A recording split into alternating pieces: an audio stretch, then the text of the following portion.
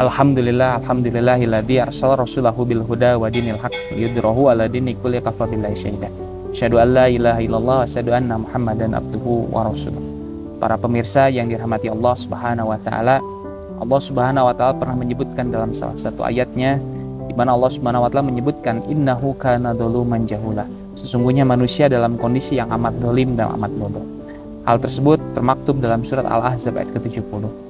Lantas timbul pertanyaan, kenapa Allah Subhanahu wa taala menyebutkan bahwa manusia kita selaku umat Nabi Muhammad SAW termasuk ke dalam umat yang amat zalim dan amat bodoh? Bukankah Allah Subhanahu wa taala dalam ayat lain menyebutkan bahwasanya walaqad khalaqnal insana fi ahsani taqwim, Allah sudah menciptakan manusia dalam bentuk yang sebaik-baiknya. Kemudian dalam surat Al-Isra ayat ke-70, walaqad karamna bani Adam, sungguhnya kami telah memuliakan keturunan-keturunan Bani Adam.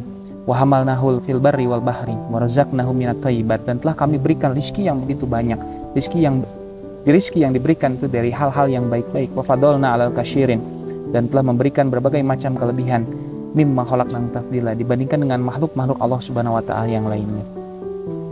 Apabila kita lihat secara sepintas mungkin ayat tersebut bertolak belakang, tapi apabila kita memahami ayat surat Al-Ahzab ayat ke-72 itu secara menyeluruh, tentunya kita akan memahami bahwa yang disebut manusia yang amat bodoh dan amat zalim tersebut adalah orang-orang yang dimana mereka diberikan amanah, akan tetapi justru orang tersebut justru melalaikan amanah tersebut.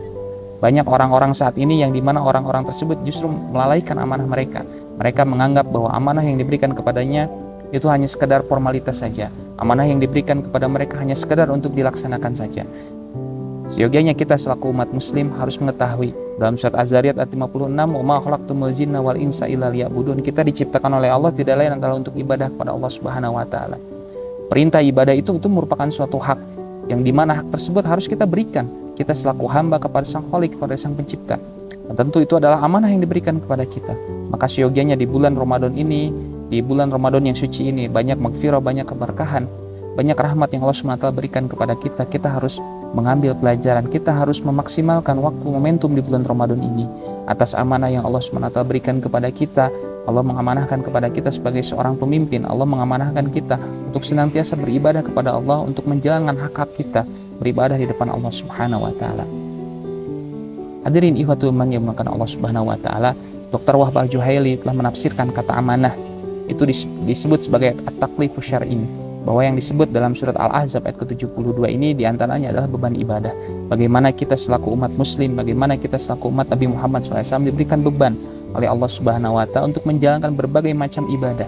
Karena seyogyanya dalam surat Al-Ahzab ayat 72 ini, amanah ini sebelum diberikan kepada manusia, amanah ini diberikan dulu kepada langit.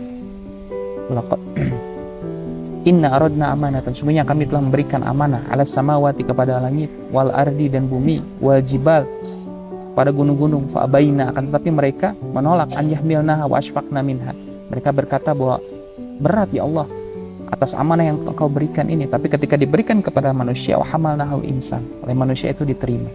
Maka itulah kenapa Dr. Wahbah Juhaili mengatakan, menafsirkan kata amanah di sini adalah at-taklifu syar'i, bagaimana Allah SWT memberikan beban ibadah kepada kita yang tentunya kita harus senantiasa terus menjalankan ibadah-ibadah yang diperintahkan oleh Allah. Semoga di sisa Ramadan ini kita semua bisa memaksimalkan ibadah Ramadan kita dapat memaksimalkan berbagai macam ibadah-ibadah yang diperintahkan kita. Bukan hanya ibadah yang bersifatnya wajib, tapi justru ibadah-ibadah yang sifatnya sunnah juga kita coba laksanakan. Bagaimana kita merutinkan kembali berbagai macam ibadah-ibadah sholat sunnah, bagaimana kita merutinkan atau melanjutkan, mendawamkan bagaimana kita membaca Al-Quran secara tartil, membaca Al-Quran secara banyak, yang dimana mungkin di bulan-bulan lainnya kita membaca Al-Quran hanya 1 lembar, 2 lembar, tapi coba kita ikhtiarkan di bulan Ramadan ini kita dapat menghatamkan Al-Quran, bisa 1 kali, 2 kali, bagaimana kesanggupan kita. Tapi semakin banyak kita menghatamkan Al-Quran, semakin banyak pahala yang kita lakukan, yang kita berikan, yang kita laksanakan, insya Allah akan mendatangkan pahala yang begitu besar di hadapan Allah Subhanahu wa taala. Aqulu qauli hada wa astaghfirullah li wa lakum. Wassalamualaikum warahmatullahi wabarakatuh.